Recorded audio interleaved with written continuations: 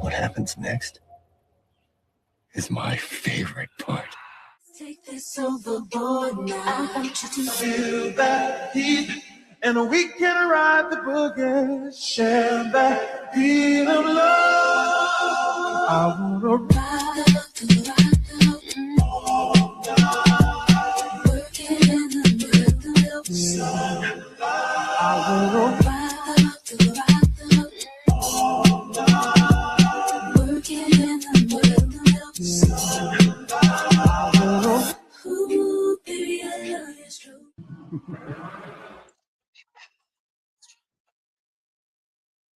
Listen, I just absolutely love this intro. Oh my God. Okay. Rock the boat. Listen, we're rocking the boat all the way to Frommgm and back, and it's about to go down. We're gonna get this thing started. My girl EJ is on her way. So what's up to the chat? Thank you all so much for tapping in, tuning in. We're gonna have a good old time. We got some drama going on in Frommgm, and I'm absolutely here for all of the shenanigans. With that being said, I'm gonna go ahead and bring the panel on in. Hey there, Miss Quanah, how you doing? Hey girl. Okay, you ready for these all the shenanigans that went down in Frommgm, as well as your theory? Because I know you got your handy dandy notebook ready tonight. I've got my notes. I'm ready. It was a lot. Okay. Cool. We're going. It's gonna be fun, y'all. It's gonna be fun. So stay locked in. You know, anything's bound to happen. Okay.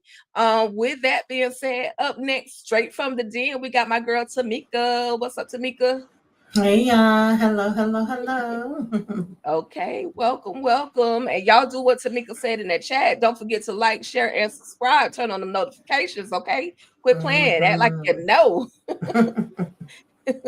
All right. And next up, we've got the one and only Miss K.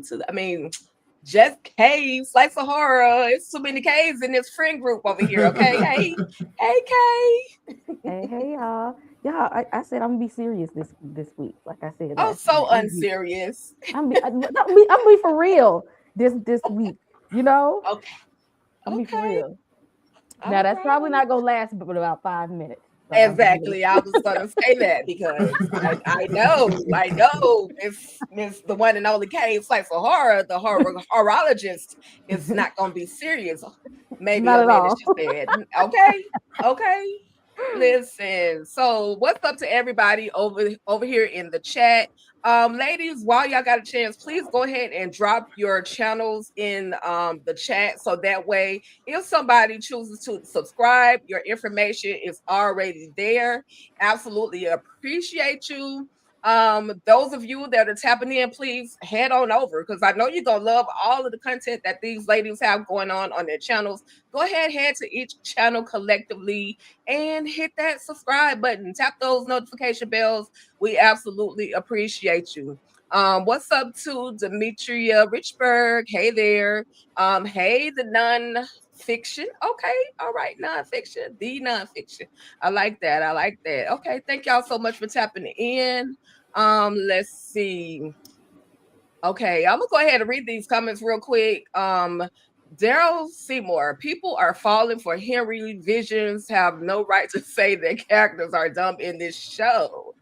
Who talking about characters? Are y'all talking about the people? Don't come over here being shady already, Daryl Seymour. Sounds like you being shady, okay? Henry was the star of this episode for me, okay? For Henry to have been gone off that Henny for the past few weeks, he really showed out on this episode. So I'm yeah. You know, he going through some things, okay? I'm here for Henry. That part, Kay, that part. With that being said, y'all, I got to bring my girl who has made her way to the Frommily. Okay, shout out to my girl EJ. She is in the virtual building. What's up, EJ? What up, everybody? Sorry for my tardiness. I got a little time mix up here. We're gonna see you. We're sending you a clock that tells you East Coast, West Coast, Midwest differential time. Please do. because somebody who be forgetting is me. I ain't gonna even lie. I will not lie to you. Okay. We're in Frommgm, so things are bound to get turned upside down, but it's all good. Better late than never. Your presence is always our presence, EJ. So thank you so much. For taking everybody. Thank everybody. Thank all the ladies for taking out the time out of your schedule to be here. Okay. So we're gonna go ahead and rock this thing out, right? We're gonna go ahead and get into it because Frommgm spared no punches on this latest episode. It was crazy. The shenanigans were real, and I was absolutely here for all of the shenanigans. Okay.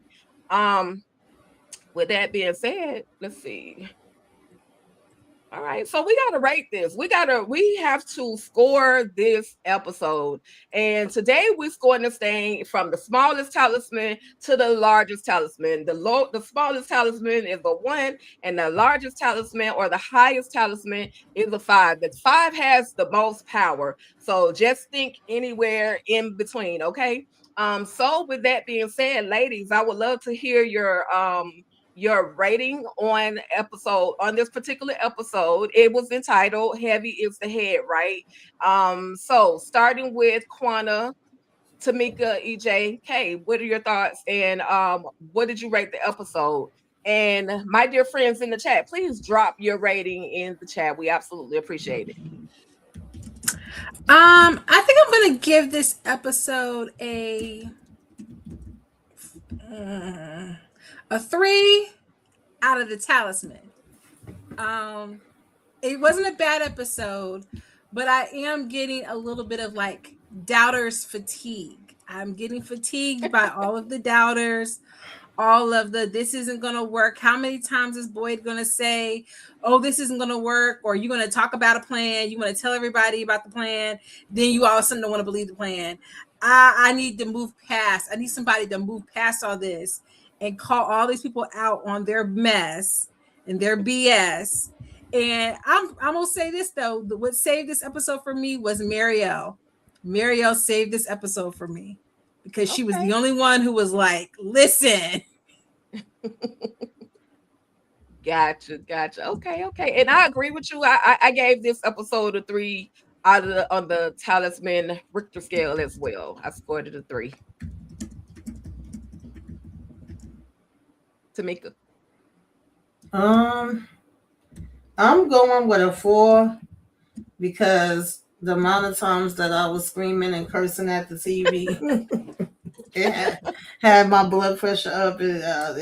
I was also getting irked by the arguing, but we already know that they was gonna have a split, and we was gonna have the people that's gonna be saying this ain't gonna work, we can't do this, and blah blah blah blah blah. And I was getting even more annoyed that Sophia just gets to walk around and go in wherever the hell she want to go into. But, it was still good, even though I was cursing it out. Right. So we definitely sick of the doubting Thomases, right? just do something. Get somewhere and do something, okay? Mm-hmm. And real quick, thank you, DeMarcus, for the super sticker. We absolutely appreciate you, as well as the additional super chat over that says this episode was a solid 4. Okay, I'm here for that. EJ. Hey, I'm giving the episode a 4 as well because Ellis said, listen, first of all, don't be up in here telling my girl this, okay? Don't be telling her, do you see her stomach? Okay, she's not about to turn into one of these things. What is y'all talking about? We not finna do this. Like, Ellis was on her, like, he was on Marielle's neck about, and Chrissy, all of them. Nah, we not finna do this. This ain't no good thing. What is happening here? I said, okay, Ellis, look at you, trying to get a little... I was happy about that. And then of course, I was annoyed by all the doubters and it just is what it is. Y'all got to do something. Y'all want to be stuck here for forever, or y'all want to do something?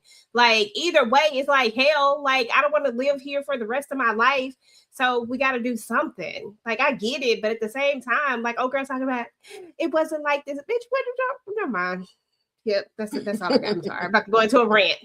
Yes, it's okay. It's understandable. They will work every little nerve that you have with all the doubts, the questions, the let's just do something, okay? Let's just try it. What about you, Kay? This light just don't want to do right today. Girl, you look good. Okay. I'm gonna give it a 4. I'm with Tamika on this one. I was yelling at the TV a lot because how was y'all not yelling at the TV when y'all seen that hallucination that Henry had that was trying to tell him to cut the cord that's keeping him in the fake world, and now he don't know which world is the real world. How was y'all not screaming at the TV when Sophia and Yellow went to go put that shit on and said, I got to be me and appear in front of Tabitha as the man in yellow? And that scene has disproved Tony Teflon's theory, and I'm gonna talk about it later, okay? Because there was something that he was trying to put together, and I'm like, after this scene, that I don't think your theory can work no more. So I was yelling at the TV. I was yelling at the TV when we thought that Kenny had got shot. So I was yelling at the TV when what's the name? I don't like how y'all know I don't like how Tabitha be talking to Victor. Cause like who you talking to? And I don't like when how Boy had came off at Jade because he was coming. I mean, I get it was dangerous. Yeah, but some and sometimes people gotta go for the sake of the group. So I'm here for it. I was yelling at the TV most of this episode. And yes, and finding out that Fatima is dead, kind of, sort of. Like she technically, according to her vital signs, shouldn't be alive. She's a zombie, maybe. I don't know, but that was something also we found out in this episode. So it was a good episode for me. I was definitely here for it. So yeah, y'all got to think about the full picture of everything that happened. And we're gonna get to it for sure. The full picture and all. Shout out to the Marcus for another super chat. What's good, EJ TV Junkie? What up, DeMarcus? What up? I said it in my country ghetto way that I feel like he would say it. I mean, he probably would. He'd probably be more grammatically correct than I would, right? And thank you again, DeMarcus, for another super chat. We appreciate it. DeMarcus, I didn't even know you watched this. I feel like girl, y'all know DeMarcus be everywhere. I know he be everywhere, but I didn't know he was. Exactly. I didn't know he was down in Frommgm. When you come to Frommville. Okay. All right, y'all. Well, those are the ratings, the scores that everybody have given for the episode. And listen, we're gonna dive right on into Henry and his situation. Henry must disconnect from the anchor. I will say we've heard the word anchor multiple times in the last couple of episodes, and we're gonna get into our perspective on the anchor. But yeah, we see that this man is literally first of all, he's trying to find something to do. He's stressed the hell out because listen, all I'm doing around here is drinking. I can't drink no more. I'm pretty sure I drank all the alcohol up out of the gas station, right? The gas station bar, right? And so he goes into the restaurant, and again, he's asking Baka, let me do something. She said, okay, cool, you can cook. But he hears a specific song on the radio, and he's like, okay, what the heck? Like, how is that out of all songs that would be playing? How was that the song, right? And so Baka's like, oh, don't worry about it. You'll get used to it because that ish happened pretty much all day long. So we see he has a little moment where we got light shining in his eyes. Wake up. And he has awakened in this hospital, this whole hospital that he has according to Victor, he's been in this hospital since he had a bad acid trip. Mama brought some acid home, and now your behind is laid up in this here hospital for the last 40 some years. And Eloise is on the way. She's a school teacher, but we see look at grown man Victor, and then he has a son, Sebastian. But we got this nurse doctor lady. She's looking suspect, but I'm hold tight on her. But what did y'all think just about, finding out that, this man, he's literally awakened in this hospital situation, which I really did love that moment. But then he also wakes the heck back up and like, he's calling his wife, what can I do, bro? You ain't say nothing about God. You calling on humans, right? But that's just my thought. But he's just like, what am I supposed to do? What is this anchor that I'm supposed to be breaking? I need you to I need you to be a little bit more specific. But at that moment, he hadn't received any real answers. So Tamika, EJ, Kay, and then Miss Quana, what are y'all thinking about, that entire moment for Henry?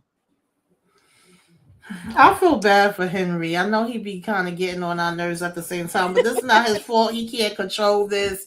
It's like he trying to fight it. He trying to be productive and go over here and see what he could do over in the diner. It's messing with him there, playing his song on the radio, about to talk about, oh, don't worry, it does that sometimes. He knew what the hell this song meant and what it was trying to do, and he just can't even cut up whatever the hell he was cutting up in peace.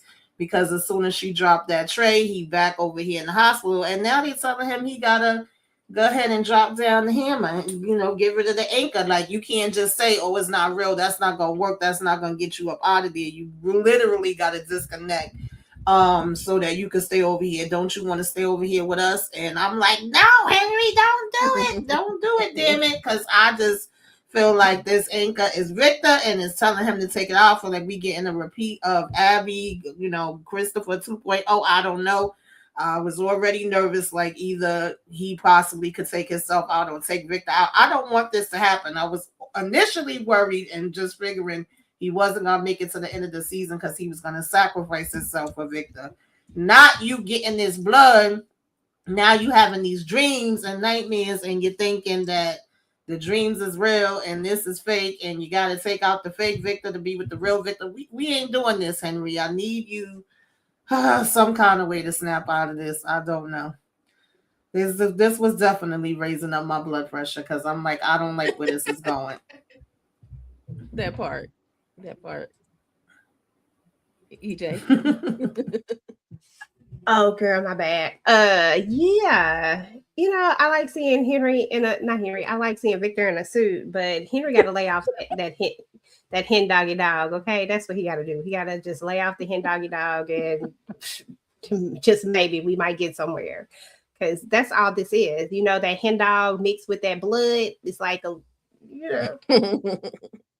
he rocks our wasted out here. Okay, right. Okay, it's hitting a little bit different for him. So I just need him to go somewhere. I just need Henry. If I'm older, if I'm elderly, I'm taking naps. That's what I'm doing. I'm taking naps till this shit is over with. So you gonna sleep through it all, EJ? Gonna sleep through the whole Frommgm experience? Wake me up when this stuff is over with. Okay, wake me up. That's how I felt. I can't. Oh my girl, that's it. Yep. I don't know who next, but it's Kate. I thought she was about to say something. That's why I didn't. Let me hop in here. I'm trying not to laugh because EJ still got me rolling off of man Victor, and I can't help but think about man Victor every time they do these flashbacks. That's what he is. He was clean. He was clean. Okay. A whole different Victor. Speaking of the Victor and Henry, I had a chance to talk to them. So if y'all are on my end of the channel right now, I put the link in the chat box.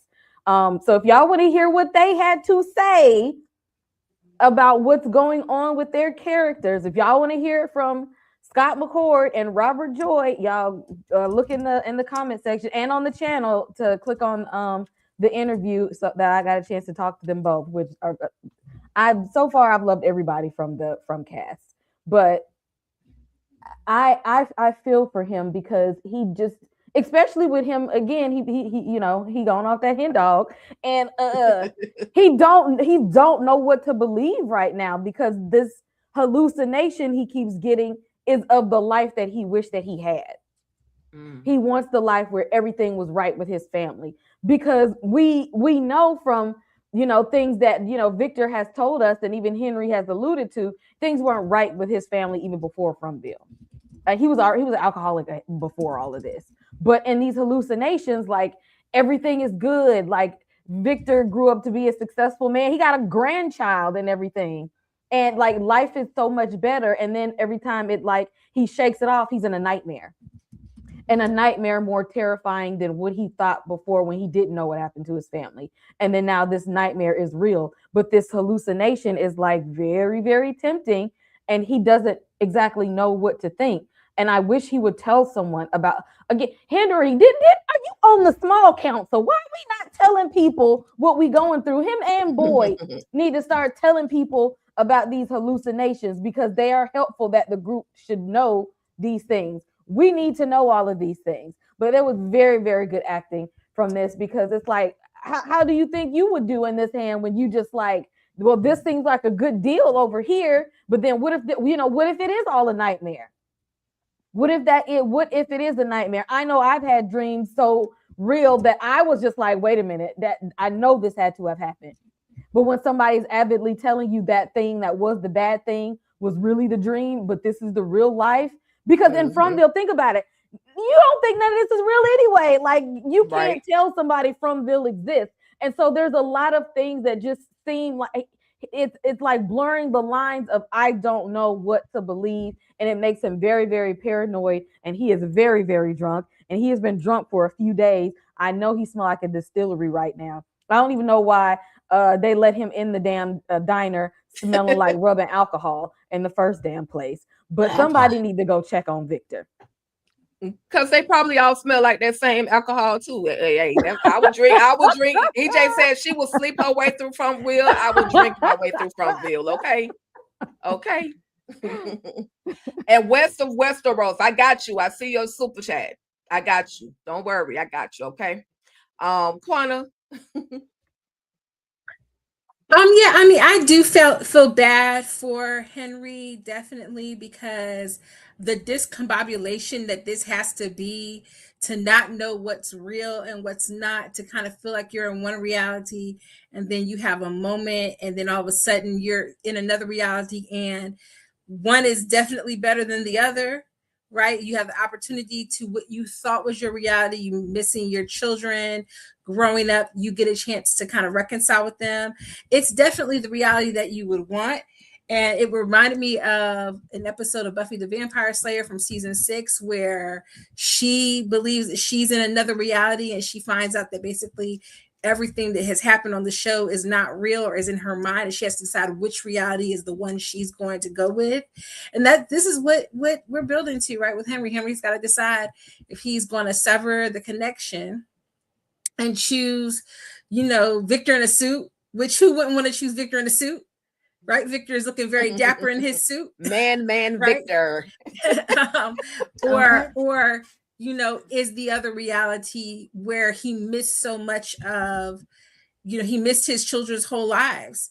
And is that the reality? Either way, he's missed their lives, but is the reality where he gets a chance to be a grandfather and Victor is whole and happy, the one he wants to choose? So I definitely feel bad for him.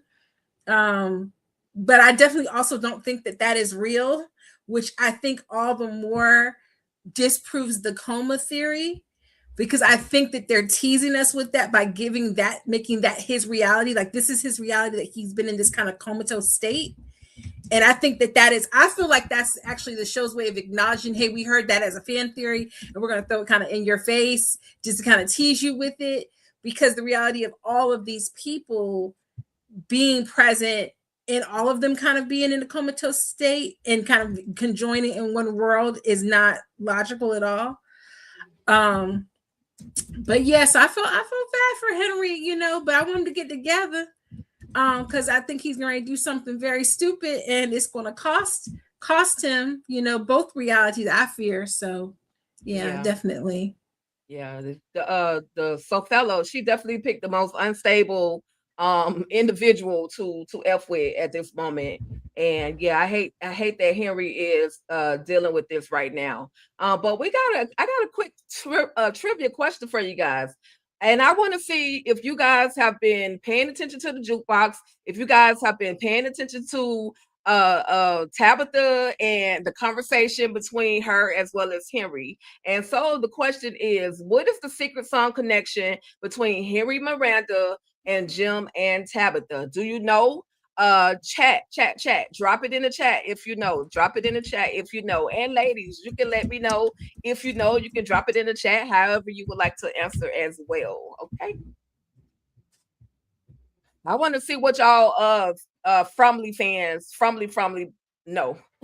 You said what the exact song or the connection? the exact song, the song that connects Tabitha and Henry. The Tabitha and Henry, Tabitha, Miranda, Jim. What song connects them? Oh yeah, y'all can't rely on my memory. Okay, we're gonna move to the answer though, because you know we on a time crunch. It's entitled "Blue" by Joni Mitchell, and I specifically had to pull up the lyrics because again, this word anchor keeps coming up in these episodes. And so in her song, she mentions crown and anchor, let me sail away, and she was on that ish, acid, booze, booty, all that stuff. She was, you know, these are some of the lyrics that were in her song. So I just a little trivia moment. I just wanted to see if you guys, you know, caught that.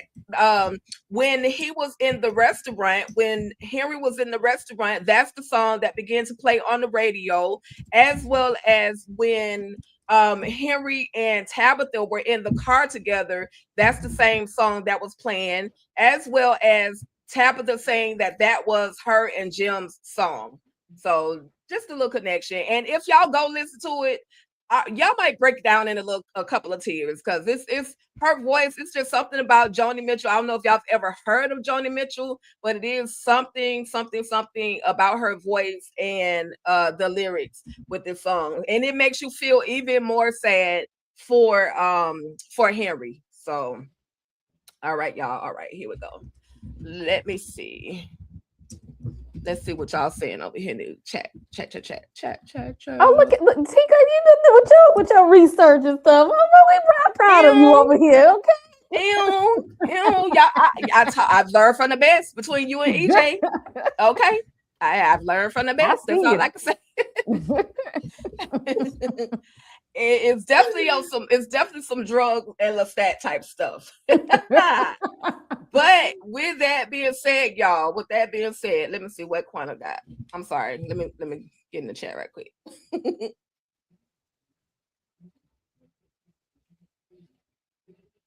I'm gonna get to it. I promise you. It's a reason. My stuff is in a specific order, and I'm trying to stick with the order, or we'll be all over the place. That's all. But listen, we got the author of Confusion herself, entitled Sophello, affectionately named by the one and only K Slice of Horror. Okay, and we're gonna talk about Sophia real quick. Sophello.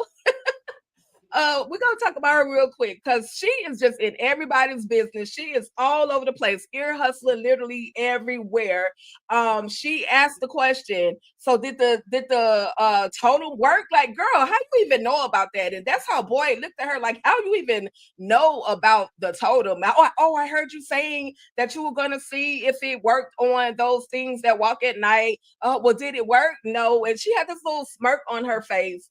And so she was literally just, again, all over the place, everywhere. They finally got to burn Roger. They finally took him to the kingdom, but it's just creating a lot of chaos within this house. You got random house members that are just upset tremendously. Oh, we're gonna, like, they're scared now, because now the totems that the things that once worked are not working anymore, because we got new creatures coming up and doing all of these different things.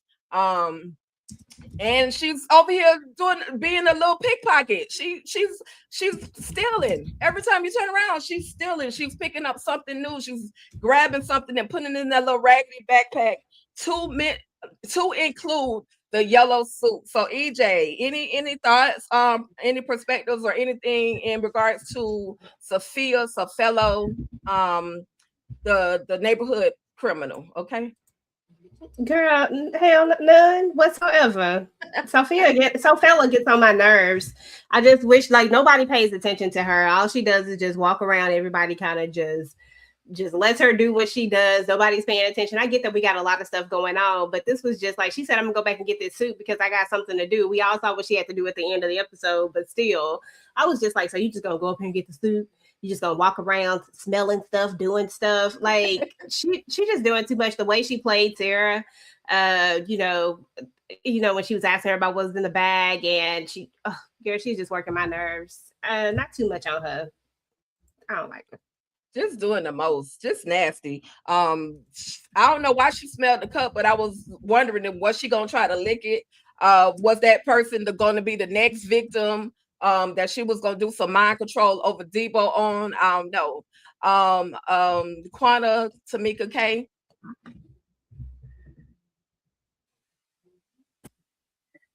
Yeah, look, Sophia in yellow. She's doing the most. She running scared is what she is, because you can tell she's really panicked that they're getting close to some information that they haven't had maybe in any of the other cycles. Which I'm hoping somebody will catch, because she's being real sloppy right now. But I just can't stand how everyone is letting this newcomer just walks about without any kind of suspicions, because they've had suspicion for everybody else who arrived. It's like suddenly this little girl with this little, you can't call it a gingham dress, but this little dress on shows up, and because she's blonde, they don't have any suspicions that they had for anybody else. So where is Nate? Where is not Nathan, Randall? Where is Randall in all of this? Because he's been mad suspicious. I need somebody who is usually suspicious, turn all that suspicion they didn't have for all the plans and everything else, and fixate on her. Clock her tea. Right. Please. Right. Expeditiously.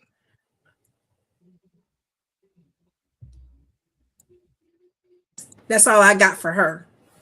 Yeah, the privileges is just taking me out. We definitely need Randall, Acosta, somebody to just start looking her damn way. I thought Sarah was going to catch on to something, but nope. I seem to be nothing happening. When she waved at Ethan, I was like, no, Ethan, do not wave back. Don't let her freaking get near you. The fact she just keep coming up, putting that little sad puppy dog face on and giving that fake ass smile, trying to get information. And then she's like, oh, too bad, so sad, it didn't work.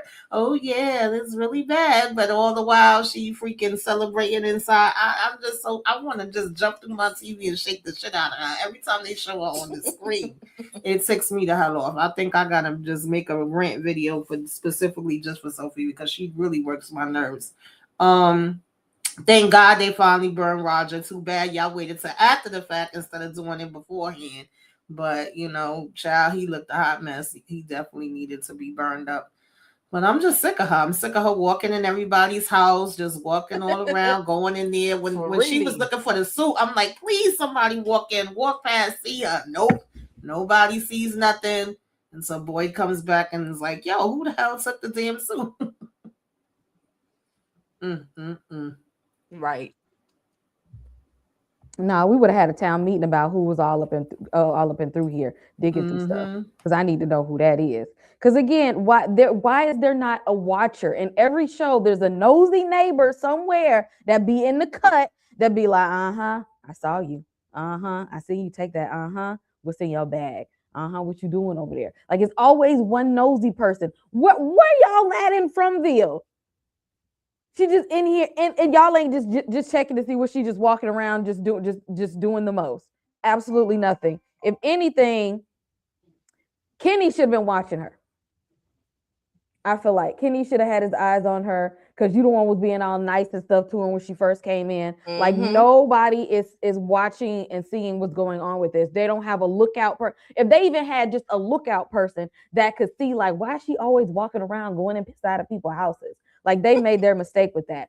And see, what I thought she was going to do with the suit was have a Henry, like put it in Henry's possessions, or make it, or have Henry end up putting it on. Like, I thought she was going to use that to make people think in the town that Henry was the man in yellow. Not so her ass could put the suit back on. Right. That's diabolical. Just Right. and just so much privilege there to show I can actually go and change back into my other form just to, you know, mess with y'all a little bit more, and then come on and hide back over here in this form just to mess with y'all because clearly ain't nobody watching me at no point in time. That part. That part. Nobody was paying attention at all.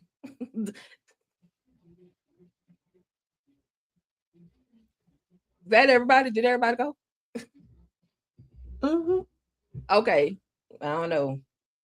All right. So, okay, we got this confrontation, y'all, because Christy let Mariella know, listen, you need to stay in your lane. But I want to know how did you guys feel about the whole conversation between Mariella and Christy? Because Mariella was trying to tell her, listen, we know that there's basically something going on with Fatima, and I think that her situation will work really well with considering what we're dealing with. So that particular situation, we find out, oh, real quick, respect to Ellis. I don't care what y'all say, there will be no Ellis hate tonight. But we see Fatima, listen, I think Fatima is the kimono lady. That's just my thought. But Fatima, as someone, I think it was Kay that mentioned earlier, Fatima is her blood pressure is so low. Homegirl should be dead at this point. And so this is where she's saying how she connected with the smiley. She felt everything, and so this could really work for their benefit. And Mariella was saying, yeah, I think this would really, this will work. Let her do what she want to do. But Krista was like, nah, girl, you got to stay in your lane. So started with Kay, Quana, Tamika, EJ. Any thoughts on Christy, Mariella, and then Fatima? And Fatima has the blue vein syndrome going on with her stomach. She says she felt cold on the inside. And don't look like old girl here no more. I'm just saying, she's zombified. And the fact that they're not telling her this is what's bothering me. Why are y'all not telling her this? Because one of the first things you do anytime you go to a checkup, appointment, anything, they check your vital signs to let you know if they're within normal limits, and hers are out of normal limits. That temperature, that pulse, that blood pressure, all of her vital signs are abnormal, unless you a zombie. So like, if my vital signs are if it's giving I'm not alive, right? Y'all need to tell me. Like, don't be tiptoeing around and looking at me like I'm crazy. No, tell me like you shouldn't be alive at this point, so that I have more information about what's going on with me. And I'm here with Marielle. Like Christy, you don't know everything that's going on in this damn place. You don't know. You ain't the boss. You boy that you just gonna think you gonna tell me what I'm supposed to do. Talking about, well, I'm the doctor. You just the net. First of all, Christy, I don't even think she finished school, for that matter. Nope, like, she was in her third semester, something like third year or something like that. You are not the whole expert on everything. I'm just not. Christy, please chill out. I'm with Mary. Y'all look. If it's anything that somebody can do to help, then let them help, because nobody is an expert about what's going on here. But if my vital signs is giving dead alive, the Walking Dead, y'all need to tell me, because actually we need to tell some people, because we seen what happened with Roger. Right. You know, absolutely. If the dead are walking among us, and again, I'm gonna get them. It's gonna be part of my theory, but people need to know this thing. We need to know. Let me know if zombies out here. For sure. Tell me something. Quana. Yeah, I mean, I agree with the chat. I basically said the same thing. Like, it's given she dead. Like Andy said, like Andy said, as sinners, you dead, ain't you? She dead, and they need to figure out. First of all, stop having dead people walking around town. At some point, someone needs to say something to this girl. I will say this whole scene, and y'all know how much I love Boyd, was proof positive of why Boyd is starting to work on my last nerve. Because I don't even rock with Ellis like that. But when he tried to check Ellis for saying you didn't see the baby, was he wrong? No, he wasn't wrong. That was completely appropriate to bring up at that moment. You didn't see the baby. You didn't see she was pregnant. So what you mean you don't see nothing? I need you to dig a little deeper. I need you to try something else. And then the way she kept going off on Marielle, oh no. So Christy is over here with Acosta for me. They both can get left outside. If we didn't need her to bandage up these people, they both could be left outside at night. For at this point, Girl, we don't need her because Randall has been her apprentice so far. Randall actually doing things. Randall can bandage them people up. She can go ahead and go outside. And Marielle knows where everything is because at this point, she really is bugging. You want to be in charge. You want people to keep you in the loop for everything, but you literally see, oh, I've been fussing at you this whole time. She ain't got no blood pressure. She ain't got no heartbeat. What are we doing? She dead. You better tell Boyd or somebody. Oh, we better let somebody know something ain't right. So yeah, I'm so sorry for Fatima. Best of luck. R.I.P. Okay. Because it's given she dead. That part. I'm sorry, y'all got to start treating y'all not acting enough like the people from Walking Dead. Because when it's a lot more people that should just not be existing right now. Because at this point, y'all should be like, I'm not taking chances anymore. And I think EJ said at the beginning of the season, somebody needed to go put Fatima somewhere. Because why are we letting her just walk around being dead? We don't know what she can do at this point. And I'm still not off of Ellis's neck. Okay, because still, what have you done? Leave Ellis alone because he is standing by his woman right now. And okay, like he is standing by. You see the way this man is taking up for his woman? It is absolute facts, like Juana said, that this was the right time for him to bring up. Exactly. Respect to Ellis. I ain't giving him no damn respect. Even Fatima was telling him to shut the hell up. Next, get this off of here. Ellis not a damn thing. No. Ellis done been stabbed. Ellis done had a broken arm. Ellis done had his rib or his lung punctured. Come on now. That man, he fought off the big bad, and he fought off the big bad baby dolls in the woods. Okay. One. Next. And let Roger he let Roger get killed by one. The first one that came and bust through the damn Roger door, let himself get killed. Roger let himself get killed Roger's for pulling fault. stuff out the water. That was Roger's fault. That was all Roger's fault. Listen, respect first and foremost, respect to Ellis because Ellis is trying to stand by his woman. He just giving him the truth. Like you didn't see it last time. Like look where we at now. So what makes you think that there's not something there now? Like, you know, not trying to be disrespectful to Christy, the almost doctor, but damn girl, you missed it last time. So yeah, I'm gonna say something. If you see something, if you see something, say something. Okay, Ellis.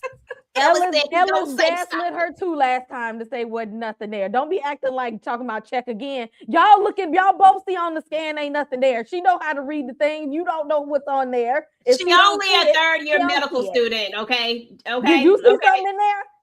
Yep, I saw it. I saw black marks. I saw that ain't normal. So I know something is not right. He ain't seen nothing in there too. Just go. That's all he do is go stand beside her to be like, I'm here to just. They should have took some blood to see if the blood was red or black.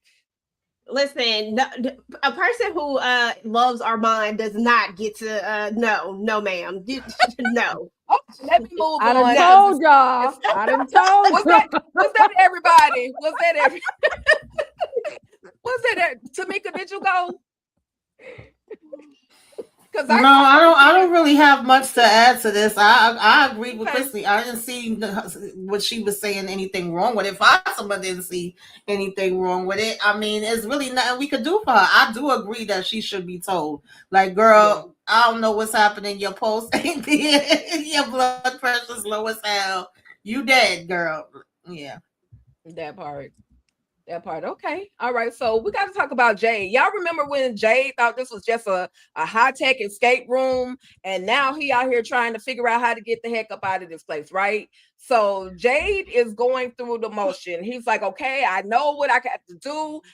We can basically go through the basement of the colony house. We can go through there, get the bones, take the bones out of there. Well, Boyd said, no, we need a plan. Like, this is not working for me. I need to know, because if you're telling me we're gonna get people down in this space, in this little hole in the ground, and which way, how are y'all gonna get out? Y'all can't go back through the same way that y'all came out, right? So he figures, okay, well, this is my all the pots and pans he has used. But later he kind of realizes, dang, okay, so what I've been looking at the whole time has really been the roots of the tree. And basically we can pull the roots. I mean, we could pull the tree out of the ground and make that exit to, get out of. So for now, how are y'all feeling about Jade's plan? Not mentioning, or not okay, because Boyd was against it. If you don't have a plan A, B, C, or D, I don't want to hear nothing that you're talking about. So Tamika, Quana, EJ, K, how are y'all feeling about his plan? Do y'all think it could work? Is it a workable plan, or like he need to get somewhere and sit down and try it again? I don't know, to be honest with you. I mean, Boyd told him to look up some other ways, that he wasn't going in somewhere that they didn't have a way in and out, which I do get. You trying your best to make sure that nobody could get hurt. You saying from your military experience, you always want to have two ways. I get that. But also, it's kind of impossible to make sure that it's not going to be no accidents and nobody else is going to get hurt. And then when you tell him to find another way and he finds the other way, then you say, and that's not good enough. You need to find some other ways besides the original other way that I told you. Like, I need Boyd to tell him everything all at once, because, right. I mean, that is kind of frustrating. I'm coming to you. I might have something else cooking up, and now you telling me that's not good enough. You still need me to find something else. But I'm a little skeptical about this whole, I just realized that the tree was over the open and we go ahead and move that, then we good. I don't know if that works, because we remember the boy in white saying, don't touch this shit. I know they getting technical, saying he said don't cut it. If you move it, it's still you're touching it. I just don't know if that's going to end well. But, usually I rock with both of them, really. I just wish they could get on one accord and we could really try to figure out a good, plan that we all can agree on to work on together. Right.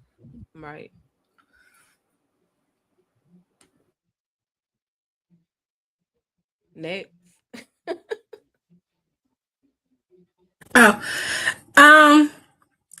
I just wish, and I'm gonna say something that I probably have never said in all my days of talking about TV shows, because I usually reject this phrase, but I'm gonna say it here now. The Jade of it all is what made this episode feel like a filler to me a little bit. And I hate that phrase, because what was the point of them telling everybody that there was a plan and telling everybody the information, and then you not support what he's telling you? You coming out the gate, you angry because he doing a 3D model. That boy said he got to do a 3D model. Let him cook and do his 3D model. If he had some Legos, I'm sure he would have built him a Lego model. Like, you could get Victor to draw the diagram if you need a paper map to take with you down in the tunnels. But I just didn't understand the vitriol. And so I don't know that his plan is going to work. It probably isn't. It's from, right? Like, somebody's going to have to get stuck in there, get trapped, die. They're going to separate, whatever. We know that. We know that from TV watching. But he didn't even get a chance to fully workshop it, because Boyd was so dismissive out the gate and just bounced, that he had to come up with this all on his own instead of really workshopping the plan. They could have sat around for a little bit, looked at the little model and said, what about this? What about this? What about this? So that just kind of frustrated me, because we just came from that. So because we just came from that dismissiveness, then we tell everybody now we back here. So that's how I felt. So I felt bad for Jade, because I think he felt like he was being taken seriously, and now he's back at square one.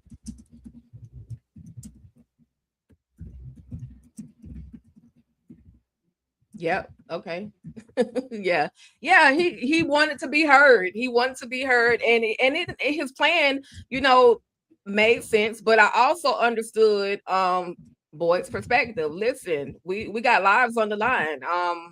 I need you to. I need that plan A and a plan B. I need to know who's gonna go in there. I need to know how you're gonna get out once you get in there. How are you gonna protect yourselves once you get in there? In case these things decide to wake up and do what what they're known to do. How are you gonna get the bones out? What you gonna put them in? Like he needed a play. Literally, this is what it seemed like to me that Boyd was asking for a play by play of every single thing. Now I'm not justifying it, and I agree with you by saying why tell these people that there's a possibility that you'll have a way to get out. But I'm with Boyd. I need to know, because what if I'm the one that's got to go down in there? I need to know how much. If I go in there, how am I gonna get out? And am I gonna be protected once I get down in there? So it's a lot. It was a bunch of streets that you could a bunch of avenues you could take in addressing the way that Boyd addressed that situation with him. EJK, I don't know who next. I'll say, Go ahead. I understand Jade had it was a good plan. It was a good plan. But Boyd also has these fears about losing people and not being able to save people. But he shouldn't have projected his fears onto Jade like that, and maybe just have more of a conversation like, hey, Jade, this is a good plan, but we got to execute it in a way that keeps people safe. Instead of them both just kind of like yelling at each other and chastising each other and cussing at each other. Like, let's make it so that we can execute this plan, but at the same time cut down on the casualties. Like, y'all don't know how to talk to each other. Like, it was a bit. It was too. Like, you were getting somewhere. We got to keep people safe, but that don't mean we need to just be like, nah, I'll go back to the drawing. Like, no, let's take this basis and see where we can take it. But Boyd, you do need to start opening up to people and like letting them know, like, hey, if I come at y'all like this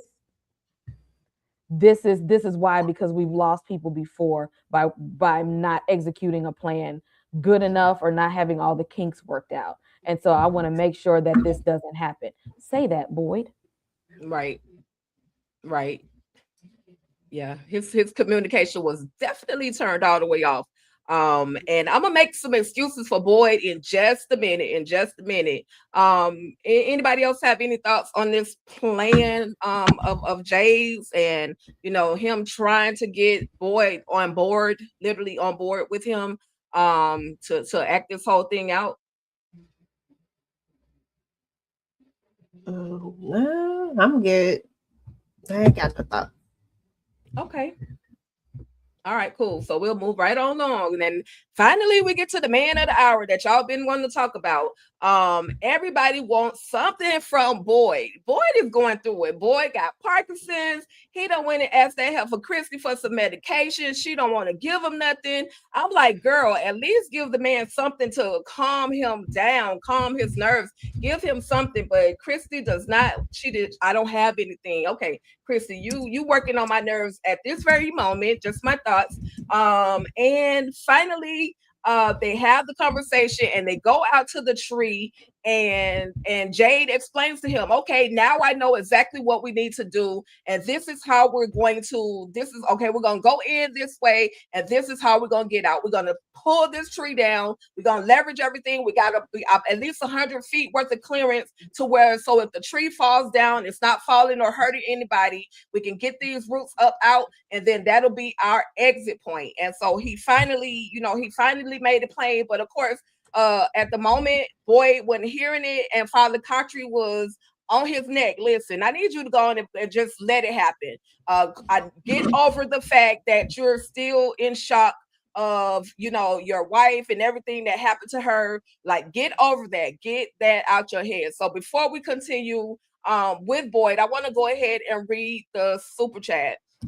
West of Westeros. Okay, can we please talk about how Boyd not tripping like he should with the ransacked bedroom. I'd be calling a community interview in the yellow. It's the yellow suit. Exactly. He definitely should have been wilding out about his things being ransacked, as well as that yellow suit being caught up missing. Okay. So with that being said, Kay, EJ, Tamika, Quana, any thoughts on Boyd, everything he's experiencing right now? Plus, I just feel like this man needs some medication. Just my thoughts. Any thoughts on the situation with Boyd and him finally saying, okay, let's do it? Yeah, was it me? Yes, ma'am. Yeah, I feel like I said, I would have called a town hall meeting to see who was going through all of this, because that's not something that nobody in Frommgm normally does, is just go breaking into other people's houses and messing with everybody's stuff like that. That's not normal town behavior. So I would have definitely been trying to ask about who was in here and where is, because I mean, I don't think I seen an announcement where he was like, "Hey y'all, I have the man in yellow suit and it's gone." Did he even tell Victor that he had? He didn't have a chance to tell anybody other than Kenneth. Kenneth was the only one. Kenny was the only one that knew about the yellow suit being missing. That's something that I feel like people should know, or at least the small council of people should know, that I had the suit, I locked it away. Somebody came in here in my things and took it, and whoever that is walking around among us. You know what I'm saying? Like, I feel like at least small council should have done that. But we all know that Boyd is not taking the man in yellow as seriously as he should. And Victor even said that. Victor said that last episode when Boyd was trying to talk to him about stuff. And he was just like, you're not taking the man in yellow as seriously as you should. Mm-hmm. But he doesn't. But then again, Boyd does not have all the information about the man in yellow, especially since this is this is his first time in Frommgm, but Tabitha and Jade have been in this situation before. So Tabitha and Jade should be taking the man in yellow a lot more seriously. And Julie with her story walking. Where the hell was Julie in her story walking? Because her ass could have story walked just a few hours before to see exactly what happened. Julie and your wig, and you've been very useless with this gift of story walking. Because if you're not gonna do it right, why are we in here doing it? That part. Why are we doing it? I can't with that. Boyd, Boyd, you need to start talking. You really need to say Boyd is carrying a lot by himself. He's carrying a whole lot, especially with the things that's about about his wife and Father Khatri. At least if you're not going to open up to Donna, tell Ellis so that he could be of some use. He's the emotional support animal of Frommgm. So at least tell Ellis so he can hold your hand or give you a hug or something. Y'all ain't got no therapist there, so tell somebody. And I mean, I think Ellis might fit that job, perfectly, because if he's not doing nothing else. So he's a therapist, the physical therapist. Yep. I think we should just use Ellis as the town therapist. Okay, tell your problems to Ellis, and then Ellis take it to but just tell him that without you knowing that it's not going to be confidential, because he's going to have to take it to small council. That part. And thank you, Westeros, for the super chat. Okay, Westeros. That's a Game of Thrones. A Game of Thrones. I know I'll be paying attention to them different names. But shout out to the Game of Thrones, okay?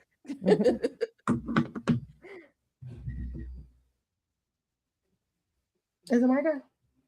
Oh my God. Now y'all know I can't remember. I'll just go. I thought I said Quana, but that's okay. Whoever goes, just go. I thought you said me last because I. Oh, okay. You was last, girl. I told you. Y'all know my brain on cloud 100. I can't remember. Yeah. So I mean, when it's all said and done, boy don't care no more. Boy stopped caring a long time ago. Boy said, bump all this. I ain't got time for this. Like, we not gonna worry about this man in the yellow. He ain't nobody listening to Victor. Victor, don't nobody care what you're talking about. And Jade, ain't nobody trying to do this dumbass plan that you got going on. I'm over it. Like, I just feel like Boyd been done at some point. Like, Boyd is tired of all of the ish. He is tired of all of it, and he just want to be done with. He tired of having to be the one to save everybody. But on the real, though, I think Boyd is just really doesn't want to be responsible for all of these lives. Like, he doesn't want to be responsible for it, and he wants it. He wants to do this a safe way, and I kind of low key get that. Like, everything that he's been through, everything that's happening, and to know that these monsters actually let him go. You know, they let him go. They make him watch things and all of this type of stuff. Like, he should have been gone in theory. You know, but like they're targeting him on purpose, like because he's supposed to be like they want to break him, and they've said that they want to break him, and they low key almost have broken him. I feel like there's many moments where I feel like Boyd is at the verge of just like throwing all of this shit down, you know, just knocking it all over and being like, I don't even care no more. You know, taking one of those bullets. I think that when he took those bullets, that was one of those moments. Like, I really think Boyd is over it. So, but at the end of the day, he got a lot going on, and that's the main thing. And Kay, don't do Ellis, okay? Like, Ellis, yeah, he be useless in some situations, but we found his spot. We found what Ellis is good at. Ellis is good for taking up for Fatima. You know, he be speaking up because that's his woman, but he also good at being an emotional support person. I've been telling you that he's emotional support. That's what he do. Then let's use that and let him be part of the small council so people can come to him with all of their things. Okay. Then let that be, because Ellis, if I'm telling you, if you give the chance for Ellis to step up and be useful, he's going to decline the offer. I don't know about that. I think he'll do what he can. When? I think he'll do what he can, but he went out there to help his daddy when his daddy wanted to go catch that monster. He got a little pushback at first, but he definitely went out there and helped him. Like, don't be doing Ellis like that. Like, Ellis be useless, but he also be useful sometimes. Okay, he have his moments. I'm gonna put him down like all the way down. You saw what he did. He let that dude go ahead and get unalive because he knew better. He knew that somebody had to go.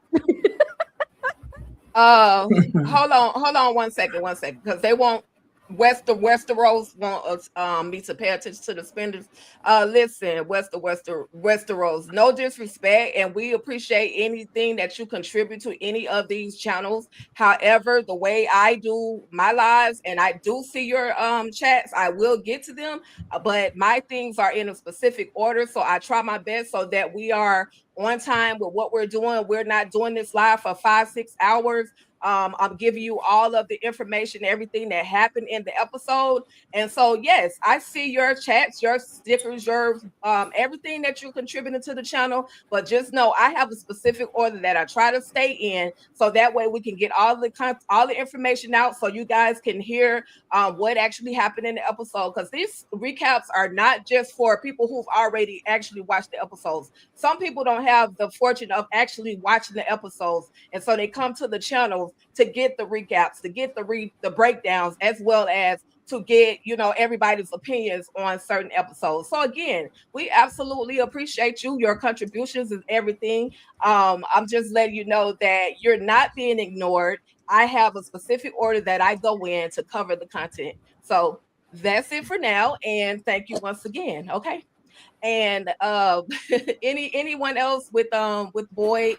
And again, I need her to give that man some medicine. All he wants is a pill, something just to calm him down. Christy. Yeah, I feel like she has something in the back. Well, what happens to all the medicine that was in the cabinets? I mean, you tell him to come to you and tell you what's going on, and then he finally opens up and tell you, and you like, ain't nothing I can do for you. But listen, Boyd is under a lot. Boyd is under a lot of. You know, she had to put something to the side because Marielle was dipping into the opiates and stuff. She had to hide a little something. Right. Give him a placebo, make him feel good, okay? Right.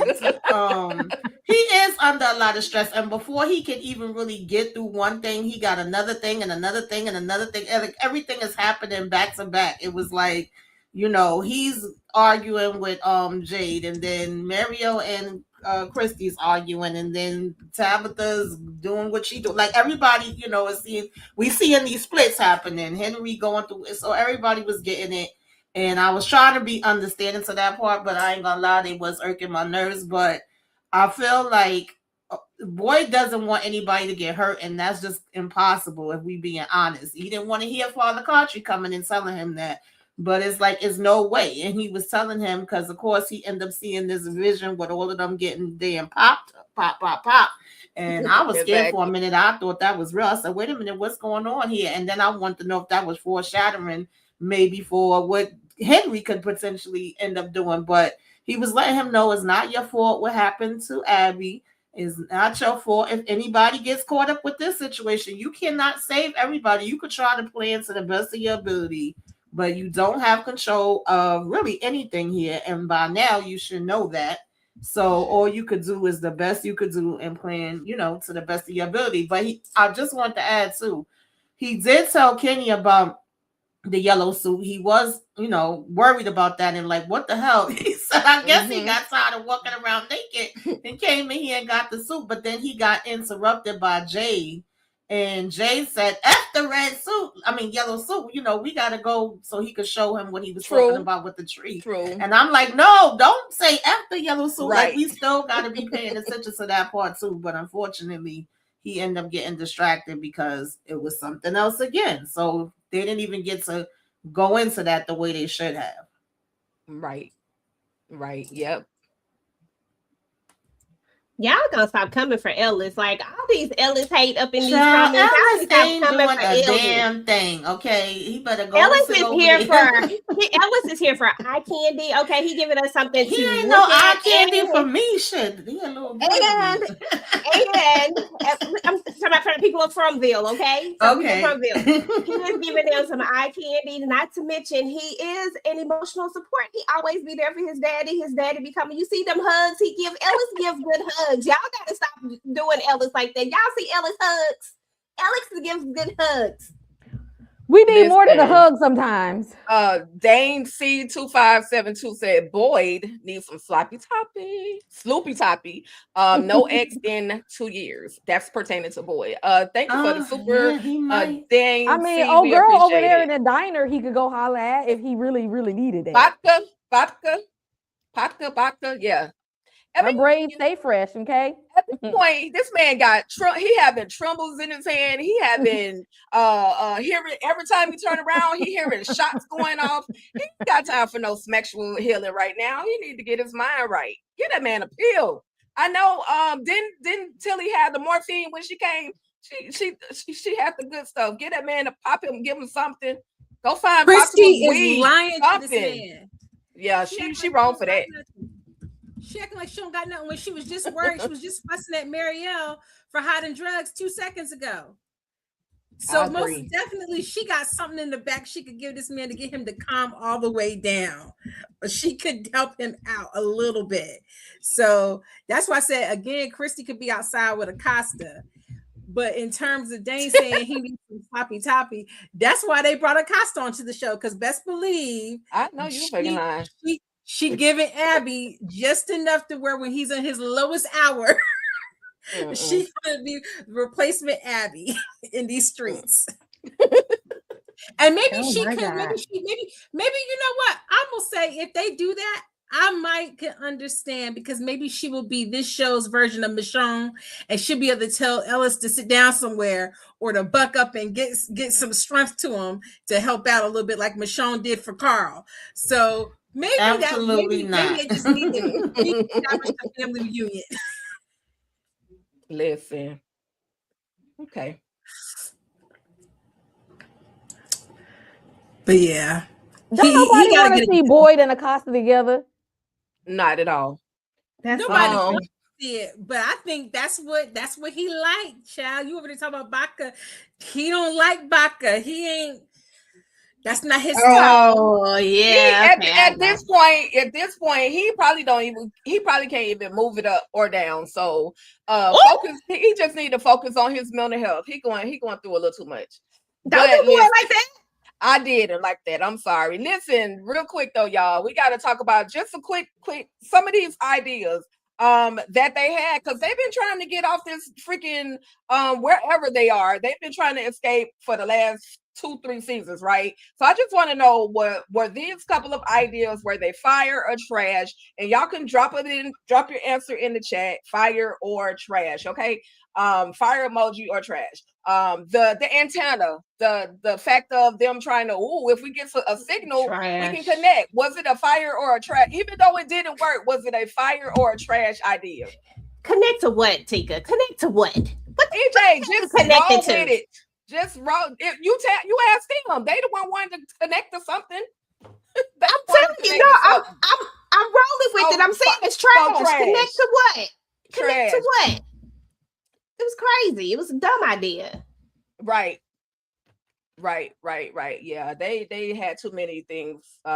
It makes sense. Then we got them trying to dig the hole in the basement, fire or trash. To see if the electricity was working, or see what the electricity was connected to. Trash. Okay. This is another dumb idea. Is EJ the only one answering? Y'all let me know. They had the right idea, but I mean, but knowledge comes at a cost. So I mean, you see what happened. Yeah, at the time, I thought it was okay because you don't know what the hell is going on. You like, how the hell is this stuff turning on? And it ain't no damn nothing it's connected to. So I wasn't mad at them at the time. I ain't even gonna lie. They didn't even know if the monsters could come up from the ground. Like, they didn't have no clue what else could happen while they was out here digging under the doggone ground. This was dumb. I ain't doing nothing extra that's gonna possibly get me got. I'm scurrying and I ain't doing it. And I'm gonna be taking naps. Hell no. I'll be asleep. No. That part. I'm crawling out the ground. All right. I think the radio tower was trash, but you know what? I'm gonna go circle back to that tunnel, because now in hindsight, when we know that knowledge comes at a cost, I don't think I definitely don't think, them collapsing the tunnel and now we know what's in the tunnels. I actually think it wasn't a bad idea, just poorly executed, and maybe the right idea but the wrong location. Okay, I could that makes sense. That makes sense. That makes sense. I get what you're saying. So yeah, great idea, good idea, poor execution. Because you got your whole family digging a hole in your house. Like, you don't know what's gonna actually happen. And we saw what happened. The house ended up collapsing on them. So okay, and they are literally digging through some stuff. So okay, trash. And lastly, this idea of Boyd going outside, cutting himself, putting the worms inside of Smiley. I definitely thought that was a trash idea, because now you don't know what was going to really happen. Again, they had no answers to these ideas, right? They're just, and I guess at this point it's just like, let's see what happened and we'll go from there. We're gonna F around and find out. They've literally been effing around and finding out. Trash or fire for Smiley and this whole at the time situation. I thought it was fire, because it took Smiley out for a minute. They didn't know he was gonna get back up. And he was able to go in and give Ellis his blood, which is what he wanted to do. He couldn't give it to him at the time because he had the worms that Martin had passed to him. So right, that's true.